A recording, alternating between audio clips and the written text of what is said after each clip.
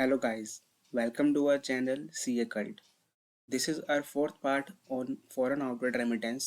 इससे पहले वाले पार्ट्स में हमने डिस्कस किया था एक overview about foreign outward remittance, then second part में फॉरेन रेमिटेंस एज पर और under LRS scheme for resident individual of India, and third part में हमने डिस्कस किया था foreign remittance from NRO account by non resident of India.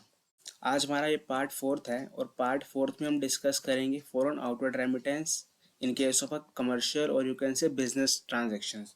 कि business transaction में जब हम फॉरेन आउटवर्ड रेमिटेंस करते हैं, कोई पेमेंट करते हैं, तो क्या डॉक्यूमेंट्स रिक्वायर्ड हैं और क्या चार्जेस जो हैं वो एप्लीकेबल होते हैं। सो हम स्टार्ट करते हैं। सबसे पहले बेसिक डॉक्यूमेंट जो रिक्वायर्ड हैं foreign outward remittance in case of business transaction.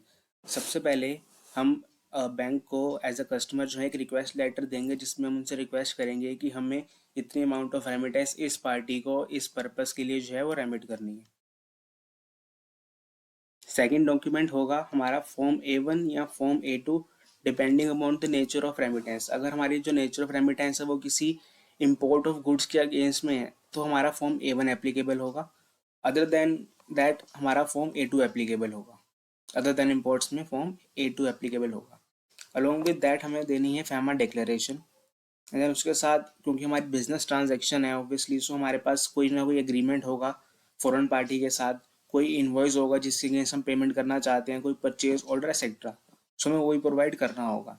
Then उसके बाद हमें प्रोवाइड करना है form 15 CA and CB along with CA UDIN. अब इसमें मैंने एक चीज़ मेंशन की है कि form 15 CA CB and UDIN जो है वो रिक्वायर्ड नहीं है। किस केस में? जब हम पेमेंट कर रहे हैं इम्पोर्ट ऑफ गुड्स में। अगर हम कोई गुड्स इंपोर्ट करते हैं और उसकी पेमेंट करना चाहते हैं और you can say we are paying for import of goods in advance, मतलब हम एडवांस पेमेंट करना चाह रहे हैं, गुड्स जो है वो बाद में आएंगे, सो उन केस में जो है 15 CA CB की रिक्वायरमेंट नहीं होती। बट उसके अलावा अगर आप कोई रेमिटेंस करते हैं, सपोज कोई सर्विस आपने ली फॉरेन से और उसकी पेमेंट आपने करनी है, तो 15 CA CB एंड CA यूडी जो है वो एप्लीकेबल हो जाएंगे। आफ्टर डैट ये आ गए कुछ बेसिक डॉक्यूमेंट जो रिक्वायर्ड होंगे रेमिटेंस के लिए। अब इसके बाद बात आती है कि चार्जेस कौन कौन से एप्लीकेबल हैं। चार्जेस में वही जैसे हमने प्रीवियस वीडियोस में भी डिस्कस किया था, margin matrix, Swift charges, GST charges, ये तीन चार्जेस तो कॉमन हैं ही। इसके साथ हमारे पास दो न्यू चार्जेस आते हैं, वो ये कि अगर हम इंपोर्ट करते हैं तो इंपोर्ट चार्जेस भी एप्लीकेबल होंगे। अगर हम अदर देन इंपोर्ट कोई आउटवर्ड रेमिटेंस करते हैं बिजनेस नेचर की, तो उस केस में फॉरेन आउटवर्ड रेमिटेंस चार्जेस भी एप्लीकेबल होंगे। अब इसमें एक चीज़ ये है कि GST जो हम कैलकुलेट करेंगे उसमें हमारी जो मिनिमम अमाउंट होती है वो 45 रुपीज़ जो है एटलीस्ट हमें पे करने ही होते हैं। अगर आपकी कैलकुलेशन में वो 45 से कम आती है कैलकुलेशन, तो आपको 45 रुपीज़ जो है वो चार्ज मिनिमम लगेगा ही लगेगा। Same with respect to the foreign outward remittance charges.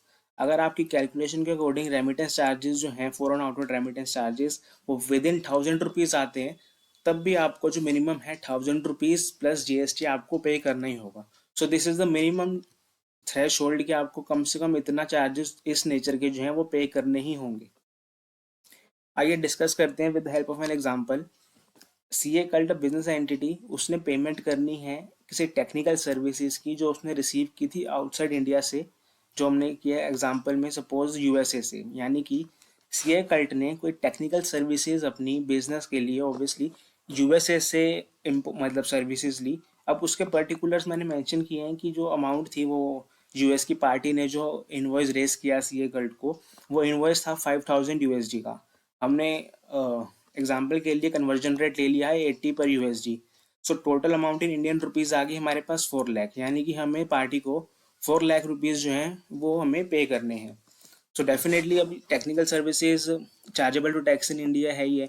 Further जब हम 15 CA CB की जब हम फिल करेंगे तो देखेंगे कि DTAA में क्या बेनिफिट्स हैं, या फिर income tax act which ever is beneficial वो हम यूज़ करेंगे, वो अलग बातें हैं, है ना। तो उसकी वो तो हो गया कि हमें फॉर्म फिल कैसे करना है, उस टाइम जो हमें देखा जाएगा वो हमारे इस वीडियो का डिस्कशन का पार्ट नहीं है।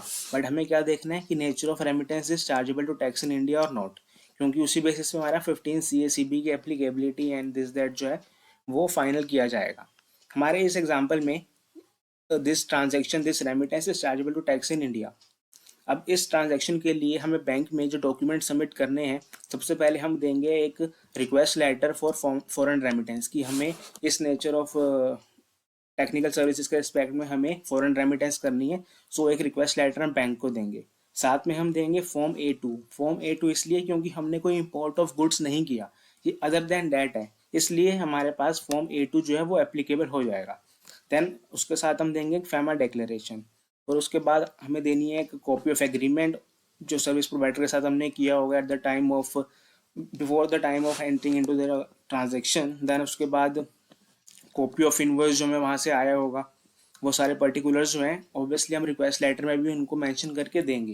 देन उसके बाद हमारे इस पर्टिकुलर एग्जांपल में जो फॉर्म एप्लीकेबल होगा वो फॉर्म होगा 15 CA का पार्ट ए। पार्ट ए इसलिए एप्लीकेबल होगा, मैंने आपसे प्रीवियस वीडियो में डिस्कस किया था, मैं दोबारा आपको बता दूं। पार्ट ए एप्लीकेबल होता है जब हमारी रेमिटेंस जो है वो chargeable to tax in India होती है and amount does not exceed 5 lakh rupees. हमारे एग्जाम्पल में जो अमाउंट है वो 4 लाख रुपीज़ है, यानी कि विद इन 5 लाख।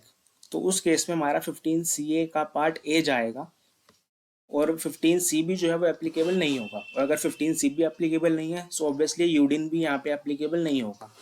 क्या मैंने मेंशन भी किया है, amount is chargeable to tax but not exceeding ₹5 lakh, जिस वजह से हमारा 15 CA का पार्ट ए एप्लीकेबल होगा, being amount chargeable to tax in India.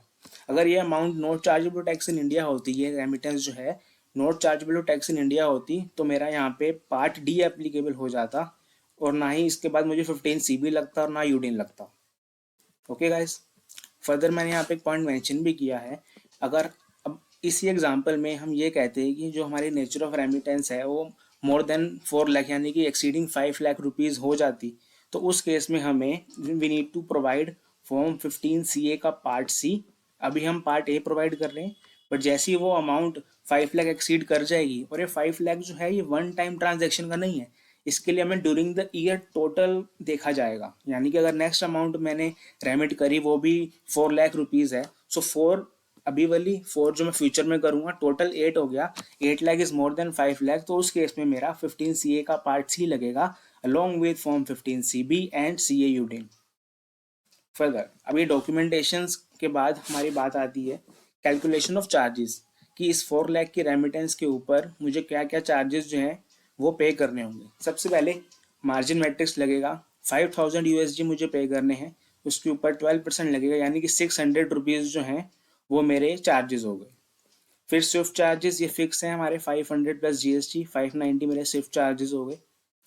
फिर उसके बाद बात आती है GST की, यानी कि सर्विस टैक्स जो हम पहले वर्ड यूज़ करते थे। सर्विस टैक्स में क्या होगा कि up to the amount of remittance, यानी कि up to 1 lakh rupees 1% calculate करेंगे तो आ जाएगा 1000। देन उसके बाद हमारी टोटल अमाउंट 4 लाख है, 4 लाख में से 1 लाख के ऊपर हमने 1% कैलकुलेट कर लिया, यानी कि 1000। फिर रिमेनिंग जो बचा यानी कि 1 लाख से ऊपर अप टू 4 लाख, यानी कि रिमेनिंग 3 लैक्स जो है उसके ऊपर 0.5% कैलकुलेट होगा, वो आ जाएगा 1500 रुपये। तो इसके ऊपर GST जो हमारा होगा वो होगा 1000 प्लस 1500 इक्वल टू 2500 के ऊपर 18% कैलकुलेट करेंगे, सो हमारा आ जाएगा 450 रुपीज़। ये हमारा हो गया थर्ड चार्ज। अब इसके बाद जो चार्जेस लगेंगे वो लगेंगे फॉरेन आउटवर्ड रेमिटेंस चार्जेस। ये चार्जेस इंडिविजुअल के केस में एप्लीकेबल नहीं होते, यानी कि अगर आप अदर देन इंडिविजुअल हैं और आप कमर्शियल ट्रांजैक्शन में आउटवर्ड रेमिटेंस करना चाह रहे हैं, तब आपके केस में जो है foreign outward remittance charges applicable होंगे। हमारे एग्जाम्पल में हम अज्यूम करते हैं कि CA कल्ट एक इंडिविजुअल नहीं है और उस केस में foreign outward remittance charges applicable होंगे। चार्जेस का जो रेट है वो 0.12% है और ये कैलकुलेट किया जाएगा इंडियन रुपीज़ के ऊपर, यानी कि मार्जिन मैट्रिक्स जैसे USD के ऊपर कैलकुलेट करते हैं और जो अमाउंट आती है वो इंडियन रुपीज़ में आती है, but foreign outward remittance charges Indian rupees में कैलकुलेट किए जाएंगे और उसके ऊपर जो रेट जैसे मैंने आपको बताया 0.12% एप्लीकेबल होगा। हमारे एग्जाम्पल में 4 लाख के ऊपर 0.12% 480 आया, बट मैंने आपसे पहले भी डिस्कस किया था कि मिनिमम चार्जेस जो हैं वो 1000 रुपीज़ लगेंगे ही लगेंगे, यानी कि 480 और 1000, इस केस में मिनिमम चार्जेस हमारे 1000 आते हैं, तो मैं 1000 रुपीज़ पे करने होंगे ना कि 480। सो हमारे जो ये कैलकुलेशन टोटल बना वो ये 1000 being minimum charges plus 18% GST, total हमारे रुपीज़ हो गए 1180। ये हमारे फॉरेन आउटवर्ड रेमिटेंस चार्जेस हो गए। यानी कि अगर हम 4 लाख की आउटवर्ड रेमिटेंस करना चाहते हैं एक बिजनेस ट्रांजैक्शन में, जो हमारे एग्जाम्पल में हमने एक सर्विस ली थी उसके अगेंस्ट में हमने पेमेंट करनी है। सो चार्जेस जो एप्लीकेबल होंगे वो होंगे margin matrix 600 rupees, Swift charges 590 rupees, GST हमारा लगेगा 450 रुपीज़, और फॉरन आउटवर्ड रेमिटेंस चार्जेस जो कि हमारे मिनिमम जो है वो 1000 रुपीज़ एप्लीकेबल हो रहे हैं। तो 1000 प्लस 18% जीएसटी 1180 हमारे चार्जेस जो हैं एप्लीकेबल होंगे। नीचे मैंने यहाँ पे एक नोट दिया है जिसमें मैंने लिखा है कि जो इम्पोर्ट चार्जेस हैं, import charges are applicable in case of import only, यानी कि इम्पोर्ट ऑफ गुड्स जब हम करेंगे तब इम्पोर्ट चार्जेस हमारे एप्लीकेबल होंगे। ऊपर मैंने जो लिस्ट लिखी थी चार्जेस की उसमें मैंने लिखा था कि इम्पोर्ट चार्जेस जो मैंने यहाँ मेंशन करे हैं ये एप्लीकेबल होंगे इम्पोर्ट ऑफ गुड्स के केस में, और उस केस में हमारे foreign outward remittance charges applicable नहीं होते। यानी कि दोनों में से एक ही लगेगा। अगर आप इम्पोर्ट ऑफ गुड्स कर रहे हैं तो इम्पोर्ट चार्जेस लगेंगे, अगर other than import of goods है तो फॉरेन आउटवर्ड रेमिटेंस चार्जेस लगेंगे। But foreign outward remittance charges जो हैं वो मिनिमम 1000 रुपीज़ हैं, प्लस इंडिविजुअल के केस में वो एप्लीकेबल नहीं होते। ये उनके कुछ की फीचर्स और की पॉइंट्स आप इसको कह सकते हैं।